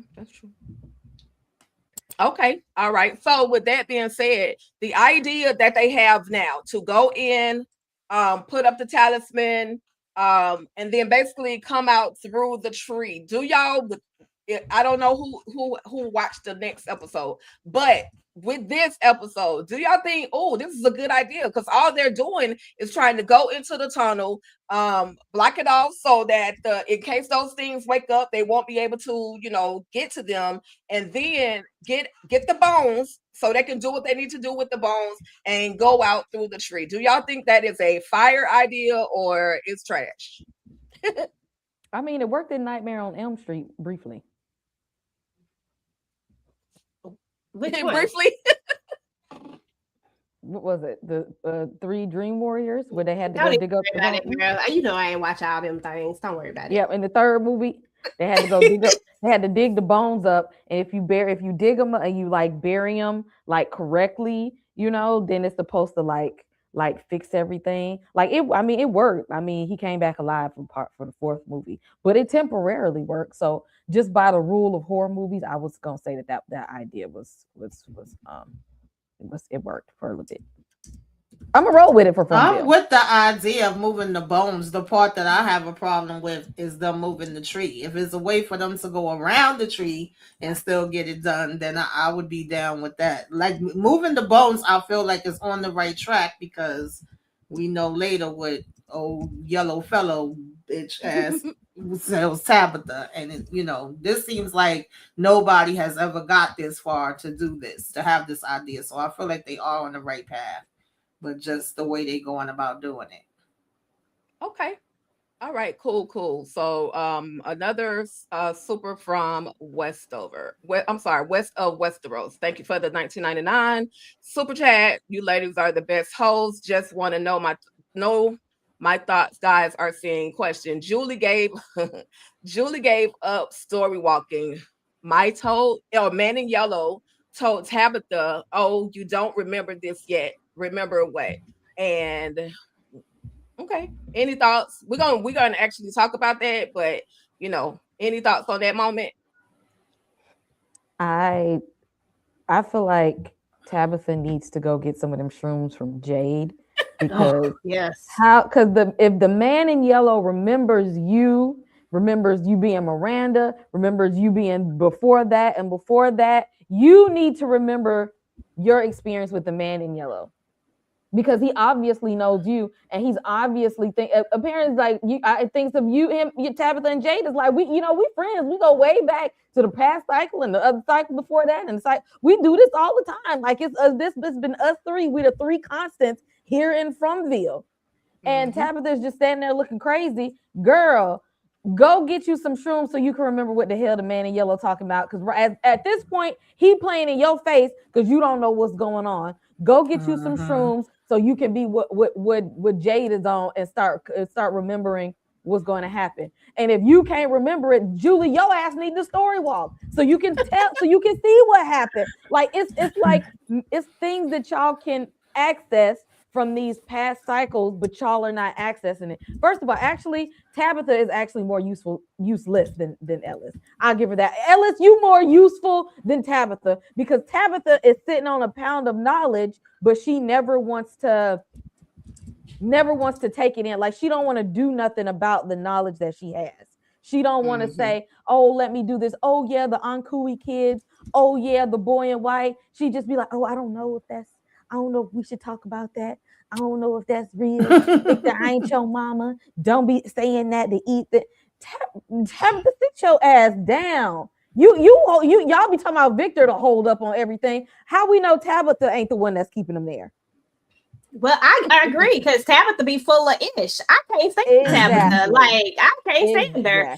The way she said, and since we getting right up into it, because the nice little slide is up here. These slides look nice, by the way. But how you gonna tell this boy that he not gonna be alone, girl? He probably gonna be. How you gonna promise him that? Did you just not see the Miranda that you was before, like the chick? Because what's a tap? You was Miranda before when you was on down here. You just told Victor that. Now you're telling this boy that. Do you not learn from your damn mistakes? Like we just gonna keep doing this stuff over and over. You probably told the last little boy the same thing when you was the whoever you was before that. Like you just keep repeating stuff. Just dumb. Exactly. Do something different. Tabitha, instead of keep being in denial, he probably looking at you like you dumb because every cycle you be doing the same thing. Right. Well, I do want to say I see it both ways. Yes, Tabitha irks my goddamn nerves. To be honest, I wish she would have just let Victor and Ethan go on their own to have this talk, because we already knew if she was there, she was gonna be stop. Wait, what are you doing? Why are you telling him that? No, because she can't take it. She can't handle it. This is too much for her. So I don't think she should have been here for this moment at all. We already knew what the hell she was gonna do.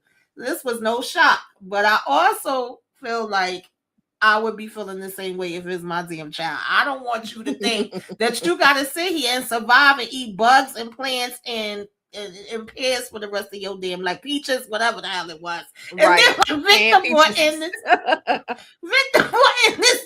I feel so bad for Victor. Like every time you think you can't feel no worse for him, it's like, oh my God. He's like, I played with the walls, I played with the floor, and then I went and made these and was like, hey, this could be my mother and my sister. And why don't I go ahead and make your daddy too? Like nobody wants to think about this, but just to know that that's what his reality was. And I was also pissed that she was there because we didn't get to hear what the third thing was that the boy in white said to him. We only heard the first two, so we didn't even get all the details we needed.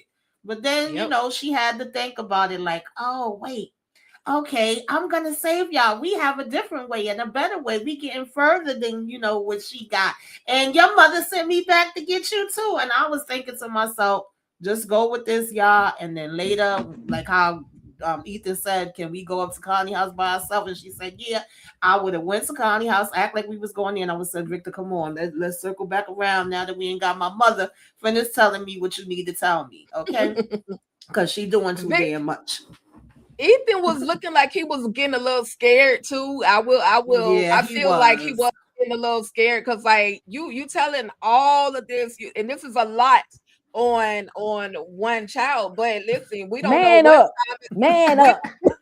We don't know what time is like. We don't know what tomorrow's gonna be. Matter of fact, everybody else could be gone tomorrow, and you'll be here by yourself. So, hey, you asked for this. You asked to teach me, basically teach me how to be alone. Teach me how to be you. Teach me the game, Victor. No. Let me know. At least he didn't say, teach me the mother. He didn't say that. Okay. Ethan gonna be thugger. Okay. Teach me the game. I mean, but that's the thing. At least he's getting somebody that's gonna be there to help him. This is the best way to prepare because Tabitha, clearly you dumb, and the man in yellow know that you dumb because you keep doing the same thing over and over. Now prepare Ethan. At least he got a little bit more knowledge than Victor did, and that he might, grow up and be man Ethan. man Ethan. Quana, you had any thoughts on him wanting to become the new man alone, home alone? This is where sometimes having a black mama and being a black mama gives you a special skill set. Because one thing a black mama will do is they will realize this is outside of my ministry. Let me pass you on to your daddy, your uncle, your cousin, somebody who can teach you this. This was the perfect time. So she wanted to leave him after he saw his daddy. I'm gonna stay on her neck about that. She gonna leave him after he saw his daddy hanging upside down in the barn and leave him with Donna. But you can't leave him with his big brother to learn how to survival skills. I'm just saying that didn't make any sense to me. I think that was a perfect time for her to say, let me go check on Julie, because I know when he's with Victor, for the most part, he's safe. Let him learn these little survival skills. Then we can sit down afterward, have a little meeting, a little come to Jesus or what have you, and make sure he's okay. Because at worst case scenario, if Victor is right, what you gonna do? Then you mad because now he's gonna be by himself and not knowing how to survive. Now we don't know what the third thing was that the little boy in white told him. And we all mad because we don't know what the third thing was. And the third thing might have been a clue. And if they would let these kids know a little something, like they told Julie about the men, if they had told him about the men in yellow, she could have said, ding, ding, ding. Wait, I saw him. They told Ethan about some stuff. He be knowing some stuff. Let the babies help. But this day, you got the Ethan got the juice now. You got the juice now. I'm sorry. That's just through me. All right, y'all. So I have a quick question, and there was an object in the last couple of episodes, or this episode that I've seen in the previous season. Do you all recall this particular object? And is there any kind of meaning behind it, or was it a continuity issue? And the object I'm referring to is that clock. We saw this clock in the hospital. Or nursing home, whatever that place was, as well as the same clock at Henry's home when Tabitha made her way to that house. Can anybody, just tell me if it wasn't a continuity issue, or what was the meaning behind this whole clock situation? The chair was there too. That was from his house. And the chair. I think it's just like them trying to have familiarity. Maybe man, Victor, whatever the hell y'all be calling him. Maybe he done brought it to the hospital to make him feel like it's familiar and comfortable. I don't know. I feel like that's what they was trying to do. That makes sense. Any other thoughts? I agree with Tamika. I like that. Okay. All right, man, Victor strikes again. But with that being said, y'all, there's a new entity coming to town, and I just want to share this new entity with y'all. EJ, do me a favor and pause on the comments for just a second. I want y'all to check out this new entity. So give me 1 second. 1 second, y'all. Thank you. That's what I was trying to do. Thank you.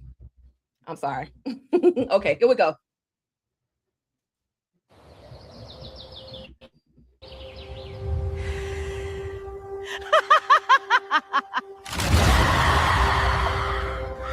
Who the heck is that? Those are the new entities that are coming to town. Now, was that in the bonus unreleased content? That's the bonus unreleased. That's the bonus unreleased. The post credit, you had to keep watching, and then there was a little something that they gave you in the after credits that we ain't see. Yes, ma'am. So the man in yellow done started a black female quartet. I mean, pretty much. Quartet. That's pretty much. So what had happened was Tabitha is in the house and she hears the phone's ringing, right? This phone that's plugged up to what, right? But she answers the phone and Tommy is on the line. Mama, come here, or I'm on the live, my sister and my brother. And so she gets to where she had to be, over there at the mobile home, the mobile trailer, whatever you want to call that thing. And she sees all of the pictures that poor little Ethan has drawn, and she is pulled up on by the man in yellow, y'all. And he has some things to say. Y'all are doing good in this situation. You and Jade are doing really well. You've been here many, many times before, and no, I'm not gonna take you out just yet. Okay, it was the yet for me. Okay, like what is going on? So, with that being said, y'all, Quanah, Kay, Tamika, EJ, thoughts just on her going and having to meet up with this man in yellow. And we know this is Sophia, right? Because Sophia was the one that took the suit. Very not smart of her. I'm trying not to use the D word. Very not smart of her to answer a phone call and go off on her own when she's oh so scared for her little boy Ethan that she can't even let her old son teach him how to survive. It's very interesting that she's willing to do that and put herself at risk, not knowing if she's going to die or not. That's the first thing that I got for Tabitha. But the second thing that I got for Tabitha is, I'm intrigued because this to me is giving yet again, Sophia, aka Man in Yellow, is scared about how close they're getting, but I'm intrigued as to what is it that she doesn't remember. I don't understand why we couldn't make no mushroom juice, no mushroom Kool-Aid, and pass the Kool-Aid around and get a little swig and all tap into our little walking. But I definitely think that these pictures are important because there would be no other reason for Sophia and Yella to take them. I think these pictures are the key to, I don't want to say too much. That's just my theory. y'all can probably figure it out. But yeah, this was dumb. This was I'm gonna say it. This was dumb of her because you just got finished yelling at one son about the other son, worried that he wasn't gonna be left alone, and yet you walked yourself into the fire pit and answered this phone call and went off on your own when you could die. It's dumb, and she been dumb for a minute now. So that's where we are. Dumb. Then your husband just died from this. Then your husband just died walking over here. Like, the way I'm never walking to this RV in this world, okay? I mean, y'all know I'm gonna be somewhere taking a nap, but in they positions, I would never walk over here to this RV again. This RV is done for me. It started out bad. Ain't this where it all started for them? The damn RV. I'm not coming in this RV. I'm sorry, my bad. No, you good. No, you good. Yeah, like I said, she's sitting on a pound, and y'all be over here talking Donna the op, and Donna don't want this. No, it's Victor that don't want to live. Tabitha is the one, because look, that's why he went after Tabitha. He knows that Tabitha could have the keys to get them out of there. He knows to be like, we done been through this. How many of your husbands have to die before you actually take the knowledge that you have and use it for good? Obviously, you're not going to. So you know what? I don't even have to kill you, because the same thing gonna happen to you as happened last time. I ain't even gonna be the one to do it as is. We just gonna have a little conversation right here. But some things that I noticed though, I now feel like the theory that was about this being a simulation, like a science experiment thing, we got to disprove that, because we now know the man in yellow is the one that's been the voice on the phone. That was the voice on the phone that was acting like Thomas.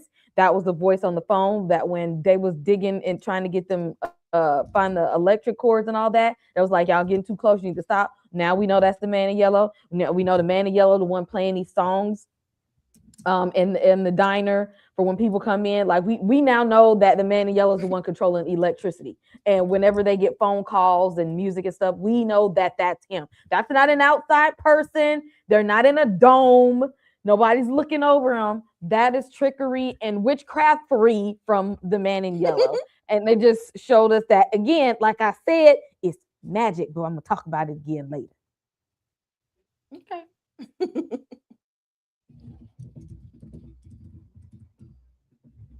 Is it my go? Oh, go ahead, EJ. Okay, go ahead. No, yeah, you go. Yeah, I don't really got much to add. This irritated my soul and spirit. It really, really did. The fact that he we something like friends, we almost friends. You know, I like you, and what did he say? What did he want to remember? Child, I just get me have more questions, okay? And of course, he let her know this is where I took out Jim. I done took one of his teeth, girl. I just hope she's gonna go back and tell everybody about this. Tell them, one, yes, he did come get the suit, so they could know he did stop by and pick that suit right back up. Y'all should have burned it. And he got Jim's tooth, and Victor found a bag of teeth. Like, did we even ever discuss that? I just need them. They be talking about the wrong stuff, and then they always find a way to talk about it in front of damn Sophia, and it's really irking my damn nerves. But also to say, like, this is the closest or the furthest y'all have ever gotten, and either you are gonna free everybody or you gonna bring, you know, something else up. So, but to me, it was given that he's scared that they are getting this close, and he's trying to deter her from doing it. And I'm hoping that in this case, she do use her dumbness to keep going and not to get scared and back off. Because while we ain't come this far to back off now. That part. Yeah.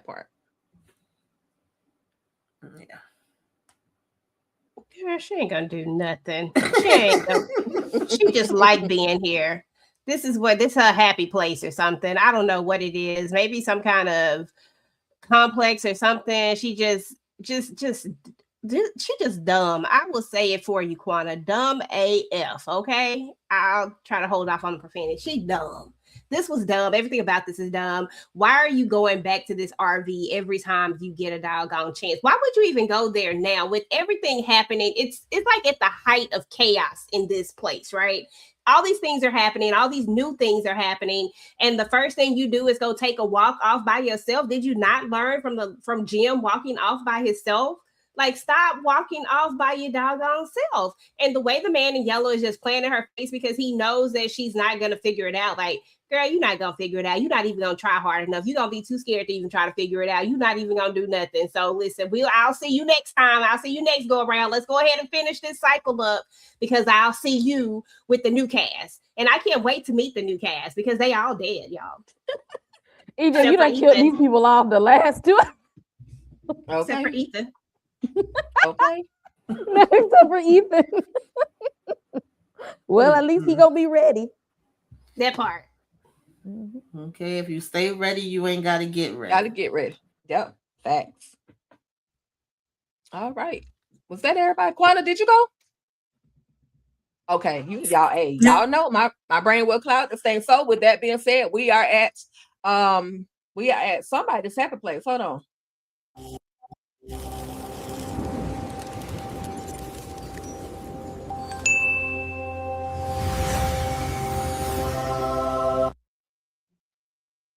Listen, I know that this is Kay's happy place, right?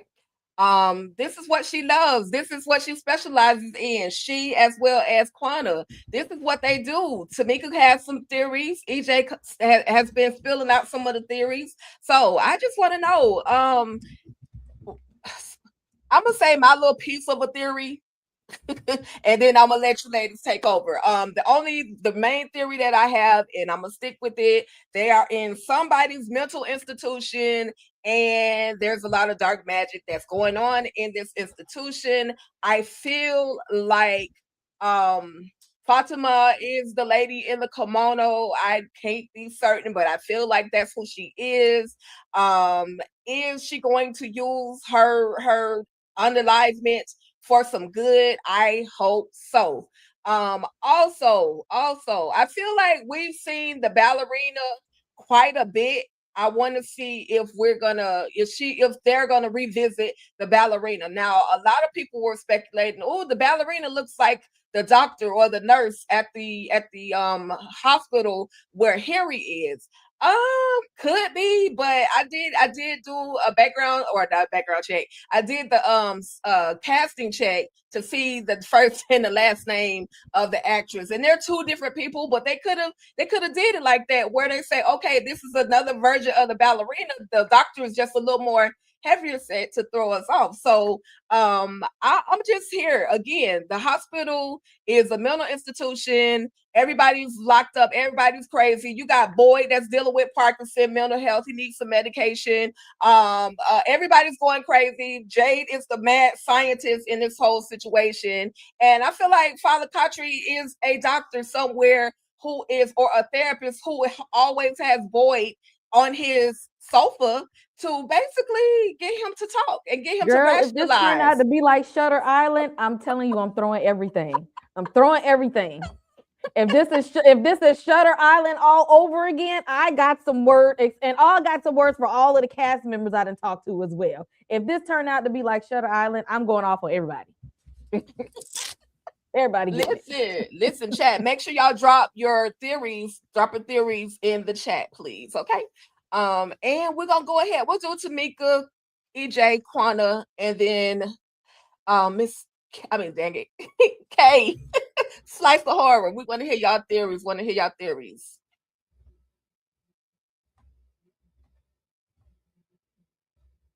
Tamika. Oh, I'm sorry. My sound was going in and out for a minute. Y'all know I ain't really got no theories. I just got thoughts. Like I just, oh Lord, if Henry get over here and do something to Victor, I'm gonna be pissed the hell off. This is not what I wanted. This is not what I had on my damn bingo card. Okay, sir. If you want to stay over there in La La Land, do that without Victor. I wish somebody would be able to pay attention and see what the hell Sophia and Yellow's doing, but I guess that's just not gonna happen at all. We just gonna keep being like nothing to see here. I wish they would find another way to not touch this tree, because I just feel like that's important, and the boy in yellow didn't say, I mean the boy in white didn't say that for nothing. So I feel like we need to be paying attention to that. And they still not really listening to damn Victor, even though they talking to each other. They still don't really be listening to each other. We still all gotta disagree, or child, if only we could just drop that part. It's like y'all made me happy because y'all talking, but y'all still not damn listening. So that's aggravating. And Fatima, listen, I ain't gonna lie. When she was able to get through to Smiley, I was just wondering, like, okay, being as though they have this connection and she could see his stuff, was it gonna be where he could see her stuff too? And when he first fell, I thought some kind of way she got hurt too by him falling. I wasn't expecting them to say, girl, you now the Walking Dead, you might be turning into one of these monsters. Of course, Ellis is in denial. He like, no, don't say that. That's not happening when she brings it up. But I think that's exactly what's happening. So, I mean, can we use this to our advantage? I guess that's the only thing that really matters at this point. Because there's nothing we can do to stop it from happening. It's going to happen. So, can she be a monster that's for our team? That's all I want to know. Can we use this as a strength? Because everything else seems to be a damn weakness right now. So I'm actually rooting for Fatima. Okay, I'm rooting for her. That's the least she can do other than pushing her weed. Sorry. And when is Julie gonna get back to the damn story walking? Right. Yeah, we need that. I don't know, y'all. That's good, Tamika. I'm here for that. Let the experts go with the theories. That part. I ain't got no theories. Okay. EJ, we had this talk last week. My bad. That's why I said what I could, EJ. That's why I said what I could, because I knew Kate was gonna be on it. You just said you're gonna be asleep the whole time. Yes. I'm gonna be asleep. I'm gonna be that person. They gonna be trying. You know why they ain't gonna be able to find the drugs, Kay?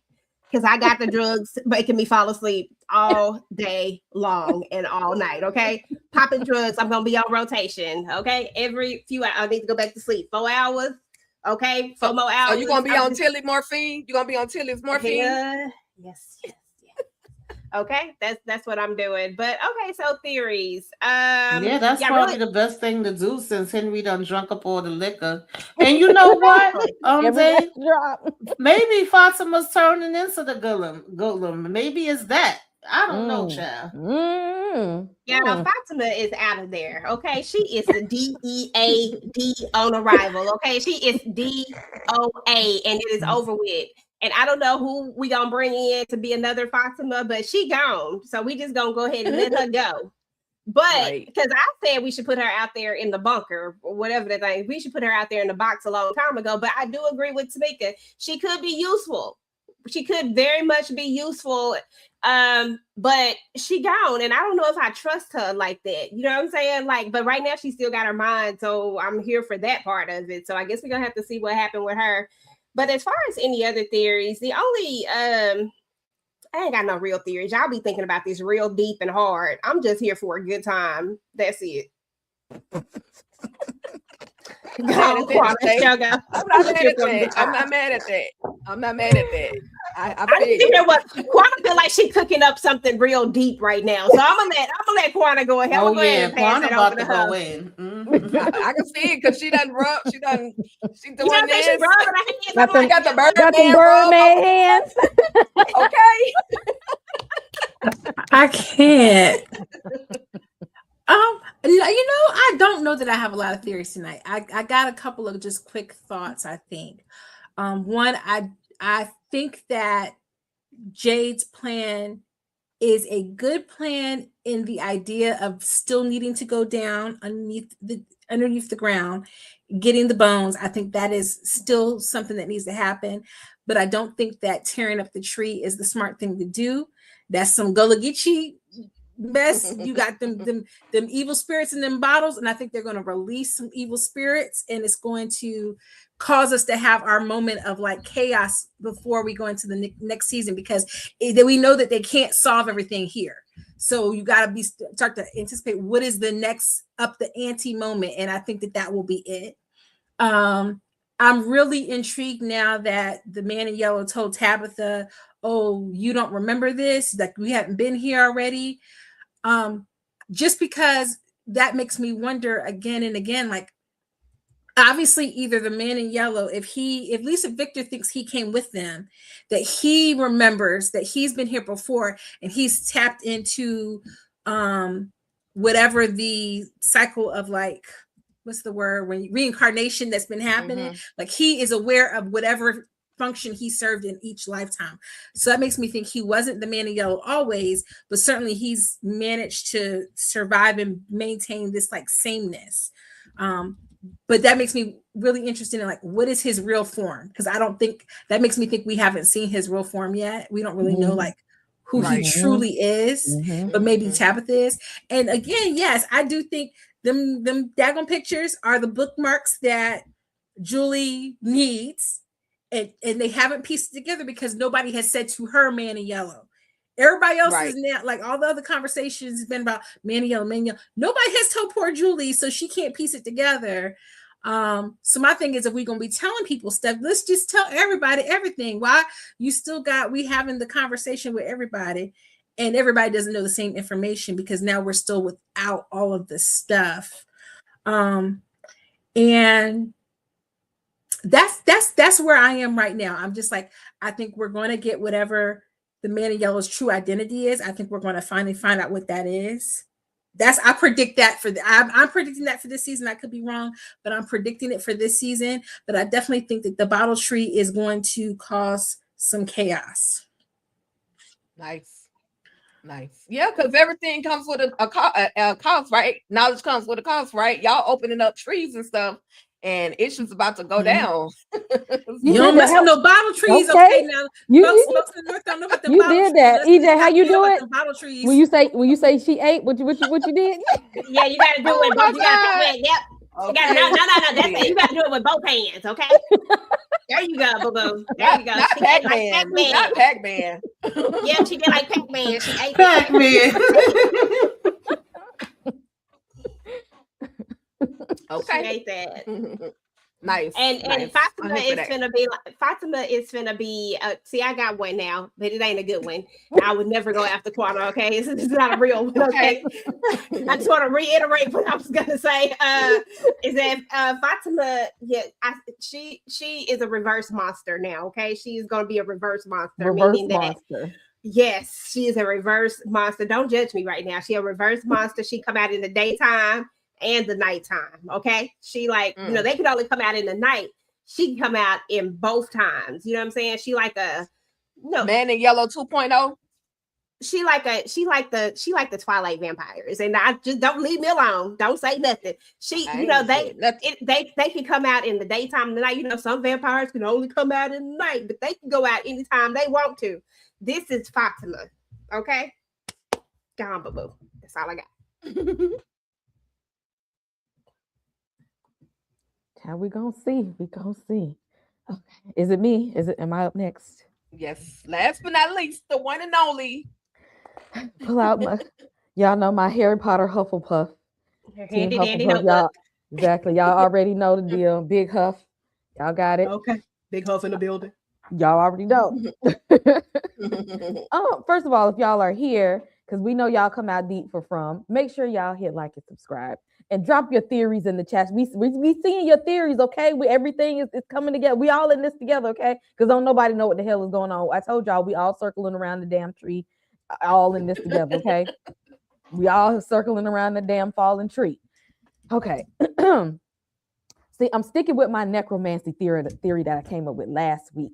And Fatima further proved it because now we find out that she's at last week we had. Well, we've been seeing Sophia in yellow doing the damn blood magic. She did the thing with Hen Dog Henry. Then we seen how she brought Roger back to life with some more damn blood magic. We know that everybody who dies there, their spirit somehow stays there. Their fears come to life in this place.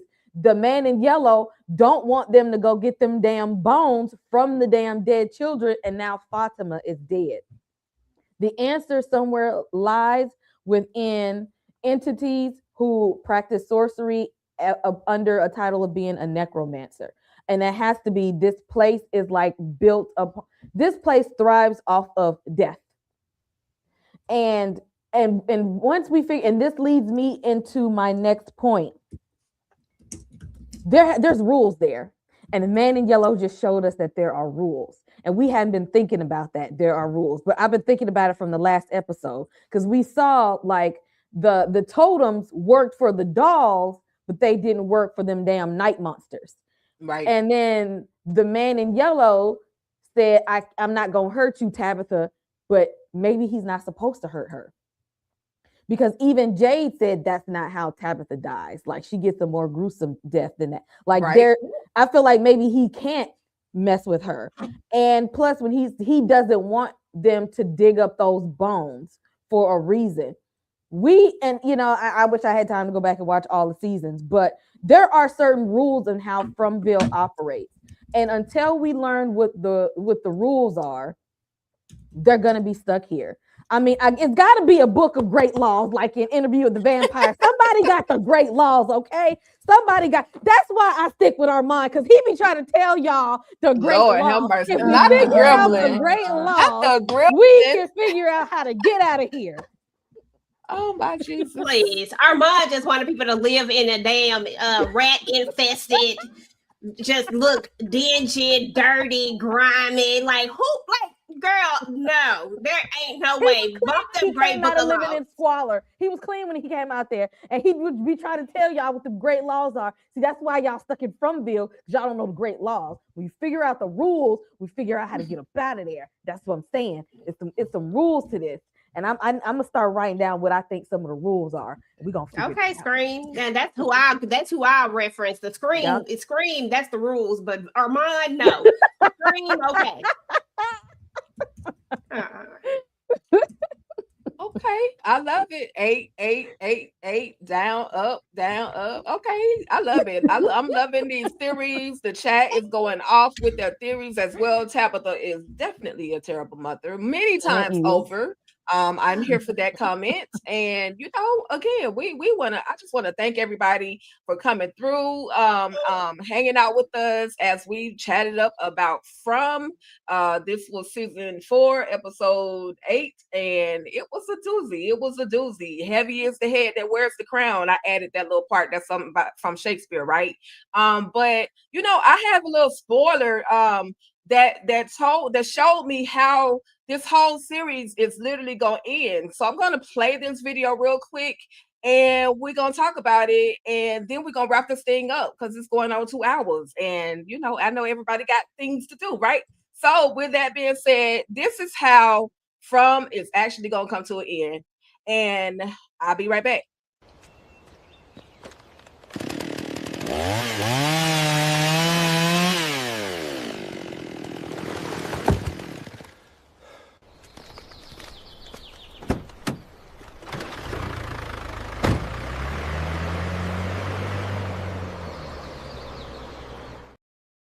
You really do play too much. You really do play too much. Hey, I had to do it. Y'all. But it ain't the end of From. I don't think it's like it's giving like a Power series where power never ends. It's giving From will never end at this point, and I'm cool with that. I need some more questions answered, but other than that, I'm not quite ready. Put that tree down and watch the final boss don't come out then. Right, exactly. Hey, exactly. We got to see that. But again, that being said, I want to thank everybody for coming through. Everybody who was in the super chat or in the chat, engaging. For those of you that gave your super stickers, and we did get a chance to call those off. Now, if you was rude with your super sticker, I'm sorry. I wasn't reading that. It is what it is. But thank you for those that were willing to be respectful and patient and, contribute and hang out with us. We absolutely appreciate it. The engagement was everything. Y'all got some good theories up in here too. And we're definitely looking at those. Elgin will discover Sophia's true identity. How you know? Spoiler alert, I think. How you know? But that's cool. Sarah and Julie will expose Sophello after it changes back from the man in yellow. Okay. All right. And let's see. I think Victor ate all the people. That's why he lived so long. Hey, he had to eat something. So now y'all trying to put cannibalism on my boy Victor. Y'all know how I'm be playing about He Victor. said he ate bugs and everything else. Victor is a survivor. We're on video for I'm a survivor. I'm not gonna give up. I'm not gonna stop. Eating livers and all the edible things. But anyway, y'all. Again, thank you guys for engaging within the super chat. Please go ahead, like, share, and subscribe to all channels involved. As always, it's a good time when we get together and we talk about From. With that being said, I would like to go around within the group and thank you, ladies, for entertaining me this hour and a half, or excuse me, almost 2 hours. Just going through hanging out with me and my shenanigans. I absolutely appreciate it. With that being said, I just want to know, what do you ladies, any final thoughts, and what do you ladies have coming up on your channel? And we'll go ahead and go Quana, Tamika, Kay, and then EJ.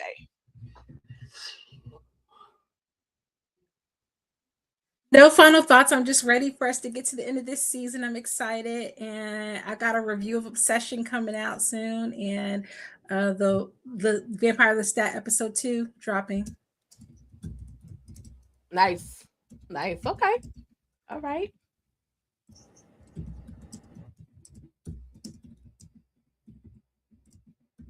Tamika. Oh, I don't have any final thoughts.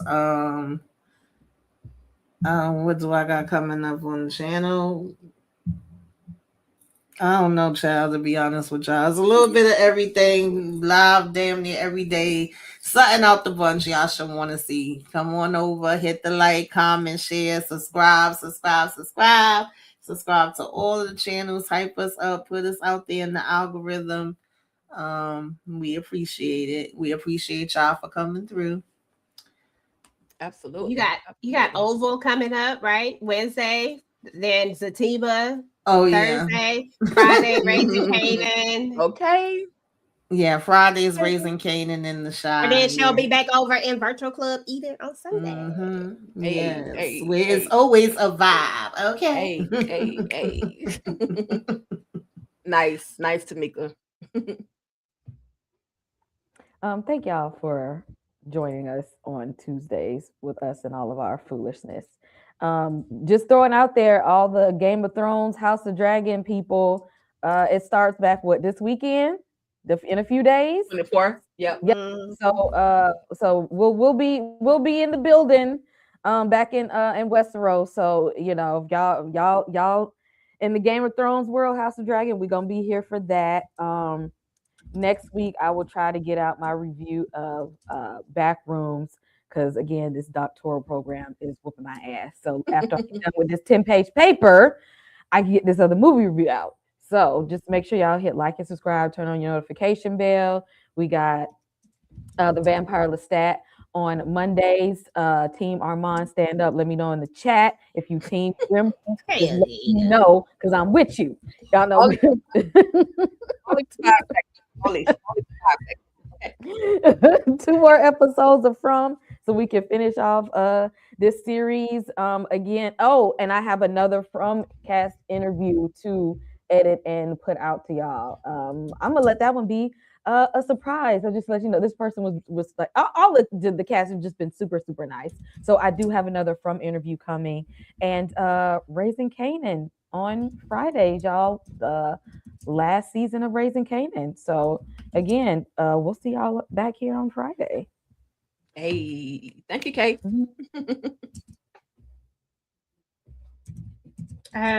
Yeah, so thank you everybody for coming out. We appreciate each and every one of you as always. This is always fun, and we are very unserious. Just like, well, y'all know who unserious up here. Okay, and we have no yeah, I'm gonna let that go. But anyway, y'all, I got everything going on that I just said that Tamika had going on, minus Zatima and Oval. That's everything that I have going on as well. But y'all already know Club Virtual Eden is in effect, and make sure y'all come and hang out with that. If you watch All the Queen's Men, it's always a vibe over there. It's fun. And come hang out with us for the shenanigans when we talk about the vampire Lestat. Like right now, that show got me in the chokehold. So make sure y'all come and check that out. Hashtag Lestat in the chat. Don't put that old Armand crazy stuff in there. Don't do that. Definitely don't put a hashtag Louis in there. Hashtag Armand, hashtag Gremlin. Yeah. Tika, what you got going on? Well, we got to get to Quana. Did Quana go? Mm-hmm. Damn. Why do I miss Quana every time she say something? And I'm sitting there. Obsession coming out in her review for the Vampire Lestat episode 2. From got my brain. I might be dealing with some boys issues at this point. Jesus. And you must have did it fast. Okay, well, anyway, thank you, ladies. And you did go. Thank you, ladies. Thank you all so much for coming through. I always appreciate it. I got just about everything that the ladies up here have going on my channel, all things Ruthless, where the Ruthless Addicts reside. Definitely going to go in a few days. I'm waiting for this trailer to be released for Tyler Perry's Ruthless, and the Ruthless Addicts, the cult lovers are going to be back in full effect. It's going to be, we're going to do our thing, Ruthless Roundtable, all those things. I'm enjoying Vampire Lestat. I love, if y'all need to come back and check out our review from yesterday where we got to see Louis, be petty. I was here for the pettiness. But just so much stuff going on the channel. And again, I absolutely appreciate everybody for coming through. Please go ahead, like, share, subscribe to all channels involved. All engagement is definitely appreciated, and hype us up. Hype us up. And EJ got one more thing. What's up, EJ? Don't forget to go and visit Talk That Talk Media. We didn't get to do all of the From reactions, but we do have at least about 4 or 5 From reactions up there. So definitely go check those out. And our reaction for the Vampire Lestat episode 1 is up as well. And we'll be dropping more of the Vampire Lestat reactions, to come. So please go check that out. Thank y'all. Absolutely. All right, y'all. We are up out of this thing. Thank you, everyone. We absolutely appreciate you. Y'all have an amazing day. There was so many y'all in and out of here. But again, thank y'all, and we out. Peace. Filling them with octane, got them gassed up, about to get blasted up. So the last one was the most brother miss him. I seen him when we kissed him at the wake, he made his body woo. The high guy in 850, I smoked it, rap terror, more chrome and terror. Street five by deliverance, the fifth is conspicuous. Bad boy slipped in 95, ridiculous. My rap lines is like landmines. One step, kaboom, black suits fill the room. To women making surgery, my is the click. Act up, I have my honey's total bust.